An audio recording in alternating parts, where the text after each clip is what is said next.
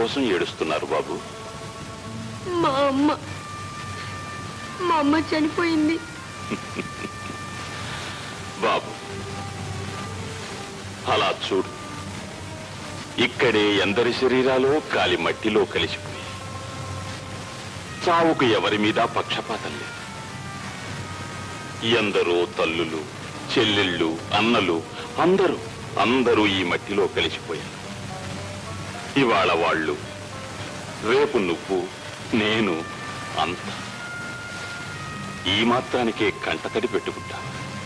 బాబు, ఈ పకీరు మాటల్ని ఎప్పుడూ మర్చిపో. మనిషిగా బ్రతకాలంటే ప్రతి క్షణం చావుతో తలపడ. ఆనందంగా బ్రతకాలంటే కన్నీటిని తొడవటం అలవాటు చేసుకో. మనస్సు గాయపడితే మనుగడ గట్టిపడుతుంది. కళ్ళు కన్నీరు కారిస్తే కర్తవ్యం దృఢమవుతుంది. లక్ష్యం నుంచి పారిపో. బాధలకి భయపడి పిరికివాడివి కాదు. నష్టపో, కానీ ఎవ్వరినీ కష్టపెట్టకు. ఎదిరించు, కానీ ఎవ్వరికీ వెన్నెప్పు. గుండెలు రక్తం చెందుతున్నా కమ్మగా నవ్వటం నటించు. నీ మనస్సు నిప్పులు జరుగుతున్నా పక్కవాడి జీవితంలో మల్లెలు పూయించు. నవ్వు బాబు, నలుగురిలో ఒకరివై నవ్వు. నలుగురికి తలమానికమై నవ్వు. ఆ ఆనందం నిన్ను మొకటం లేని మహారాజును చేస్తుంది. నవ్వు బాబు, గట్టిగా నవ్వు. నలుగురిని చూసి నవ్వు. నీ కోసం, నలుగురి కోసం నవ్వు బాబు. నవ్వు, నవ్వు బాబు, నవ్వు, నవ్వు బాబు, నవ్వు.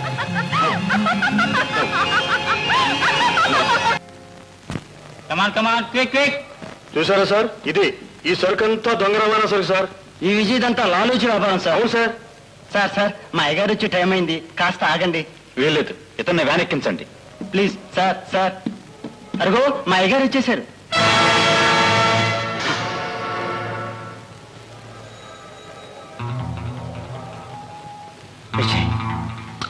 వస్తారా?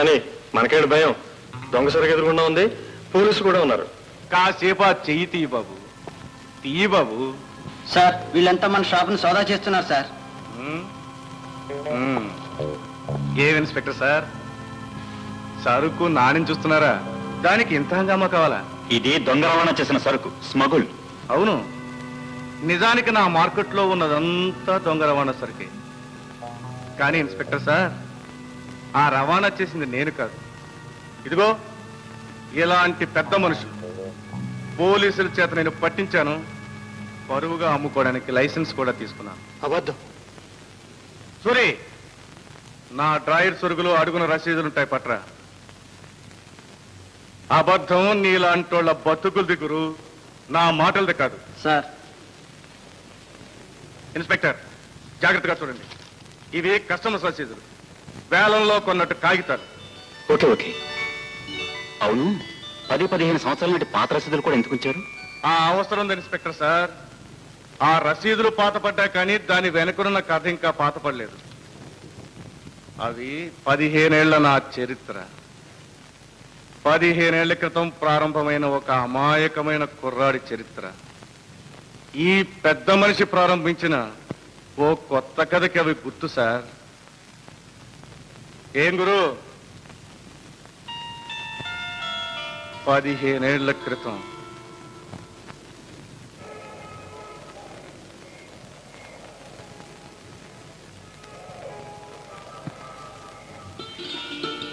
అన్నయ్య, నీకోసం భోజనం తీసుకొచ్చాను. అది ఎలా ఉందో నువ్వు చెప్పాలి.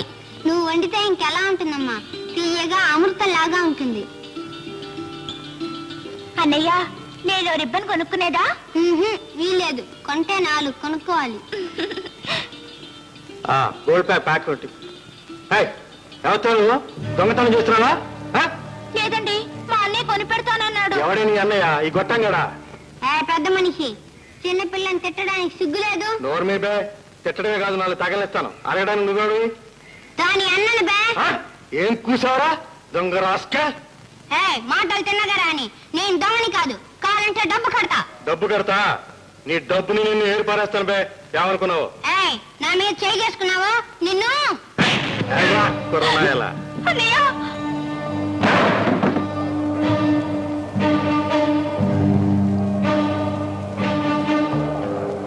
చూడు గురు, ఈవేళ నా రోజు బాగలేదు.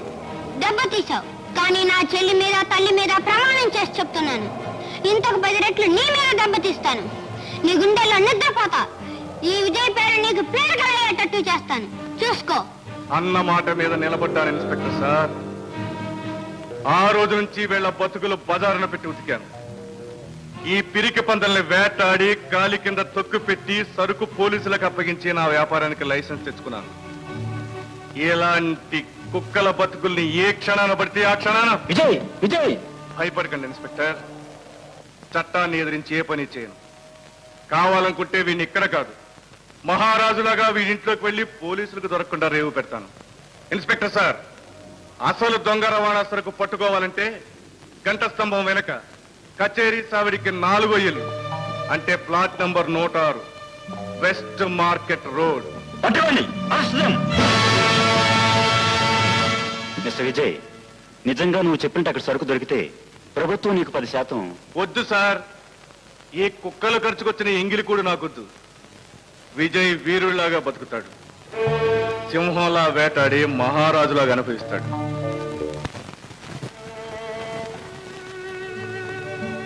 ఎందుకన్నయ్యా కన్నీళ్ళు? అన్నీ సంపాదించుకున్నాక ఆఖరికి మిగిలేవి కన్నీళ్ళేనమ్మా. ఇక్కడే ఈ వీధిలోనే అమ్మ కన్ను మూస్తూ తను గొప్పవానికి అమ్మను ఆశీర్వదించింది. ఆ రోజు ఏమీ లేదు, అమ్మ ఉంది. ఈవేళ అన్నీ ఉన్నాయి, కానీ అమ్మ లేదు.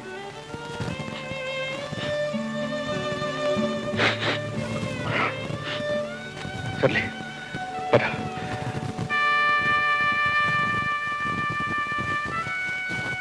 శాంతి, చూసావా నీ పుట్టినరోజుకి ఎవరిని తీసుకొచ్చాను? ఎవరన్నయ్యా?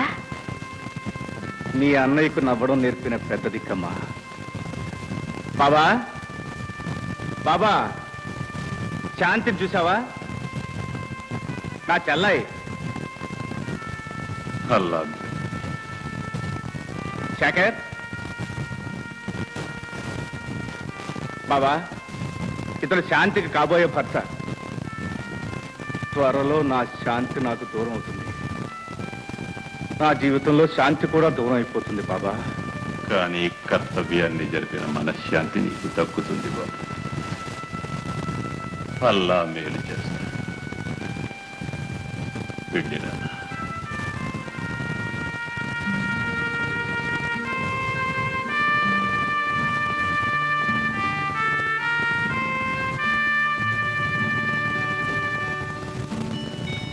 హాయ్. ఏమా, ఎదుటి వాళ్ళు పిల్లలేదా? పిలిచానన్నయ్య, కానీ వాళ్ళు రారని నాకు బాగా తెలుసు. ఎందుకు వస్తారు? పోయిన గొప్పతనాన్ని మర్చిపోనూ లేరు, ఎదురుగా కనిపిస్తున్న గొప్పతనాన్ని గుర్తించనూ లేరు. మూర్ఖులు. తప్పమ్మా, అలా అనకూడదు. మనిషి గొప్పతనాన్ని నిర్ణయించేది మేడలు, బ్యాంక్ అకౌంట్లు కాదమ్మా. వాళ్ళు పెట్టిన అన్నం తిన్నాను, వాళ్ళ దగ్గర నౌకరీ చేశాను. నేను తలుచుకుంటే వాళ్ళకంటే గొప్ప మేడ కట్టించగలను. కానీ అది గొప్పతనం కాదు, అహంకారం అవుతుంది. వాళ్ళని బాధ పెట్టిన వాళ్ళం అవుతాం. నీ మంచితనం వాళ్ళకి అర్థం కావాలిగా. నిన్ను దొంగ అని అవమానించారు, వెళ్ళగొట్టారు. కానీ ఈరోజు వాళ్ళ స్థితే దిగజారింది. ఆ రాఘవరావు గారు అమ్మాయి ఏదో స్కూల్లో సంగీత మాస్టర్గా పనిచేస్తుందట.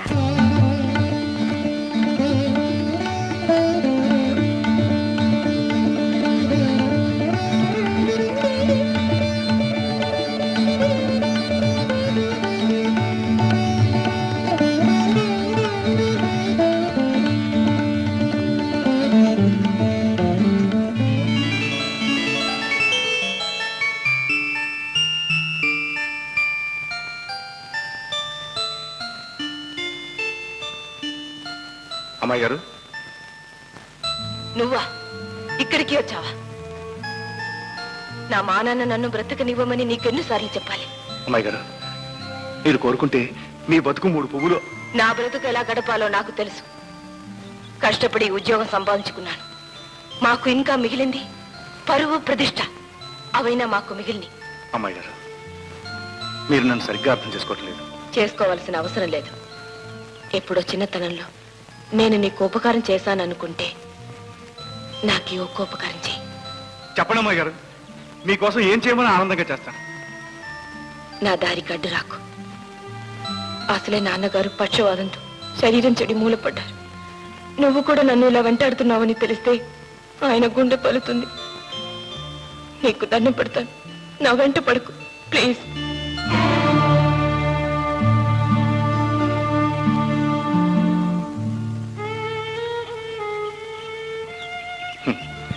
అమ్మాయి గారు, చాలా మంది ప్రేమను పంచుకోవడానికి బ్రతుకుతారు. నేను మీ ద్వేషాన్ని పంచుకోవడానికి బ్రతుకుతాను. నన్ను ద్వేషించకుండా మిమ్మల్ని నేను ఆపలేను, మిమ్మల్ని ప్రేమించకుండా నన్ను మీరు ఆపలేరు. అదే నా అదృష్టం. ఏమిటి గురు బ్రహ్మాండంగా కవిత్వం మాట్లాడేస్తున్నావు? అంటే ఏదో కష్టంలో పడ్డావన్నమాటే. అన్నమాట కాదు బ్రదర్, ఉన్నమాటే. ప్రేమ అన్న పిచ్చి లేకపోతే నీ తల తన్నేవాడే లేడు గురు. చంద్రుడికి ఆ మచ్చే అందం అంచుబాబు. అవును, ఇంకా రోడ్డు మీద ఉన్నావేంటి? గురు, మనం ఉంటే బుడ్డి మీద ఉంటాం, లేకపోతే రోడ్డు మీదే ఉంటాం. పదా. ఎక్కడికి? ఆనందాన్ని తోగ్గా బేరం చేయడానికి. గజ్జె కట్టి మత్తెక్కించే అప్సరస మన రూట్లోకి ఈ మధ్యే వచ్చింది.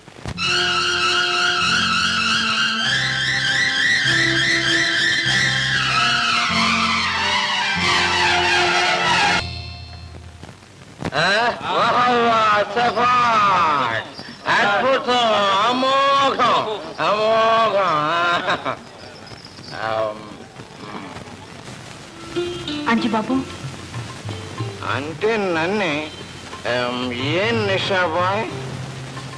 మీతో వచ్చిన ఆయన మహానుభావుడు, మనకి ఫ్రెండ్. ఏదో శాపవశాత్తు ఈ దేశంలో పుట్టిన గంధర్వుడు. వెరసి విజయ్. నమస్తే. ఆగాను. అంజుబాబు, ఇక్కడికి వచ్చిన వాళ్ళంతా చెదిరిన మనసులతో వస్తారు. నా పాట విని మనసు మరీ చెదరగొట్టుకుని పోతారు. కానీ మొదటిసారిగా నీ మిత్రుడు నా మనసు చెదరగొట్టిపోతున్నాడు. అది అతనికి అలవాటు. ఇంతవరకు అతని మనస్సు ఎక్కడుందో అడ్రస్ దొరకలేదు. ఆ కష్టంలో ఉంటేనే అతన్ని ఇక్కడికి లాక్కొచ్చాను. అంత గాయపడింది అతని మనసు. పాపం 15 సంవత్సరాలుగా ఆ గాయాన్ని కాపాడుకుంటూ. అంజుబాబు, మీ మిత్రుని మరోసారి ఇక్కడ తీసుకొస్తారా? నువ్వు తీసుకురమ్మంటే తప్పకుండా. చూస్తూ ఉంటాను. త్వరగా తీసుకురావాలి. అంతవరకు ఈ గాలి గజ్జగట్టను, ఈ హాల్లో గొంతు విప్పను. సరే, అంటే ఇక్కడ కూడా మరో మనస్సు అడ్రస్ తప్పింది. సరే నిషాబాయ్, రామ్ రామ్. ఏంటి గురు, నిన్ను కష్టం నుంచి తప్పిద్దామని తీసుకొస్తే ఇక్కడ ఇంకో కొత్త కష్టం వచ్చి పడింది. ఏంటది? ఇప్పుడు అర్థం కాదులే, ఎందుకంటే మందు దిగిపోయింది కదా. ఇంకో పెగ్గు బిగిద్దాం. రా.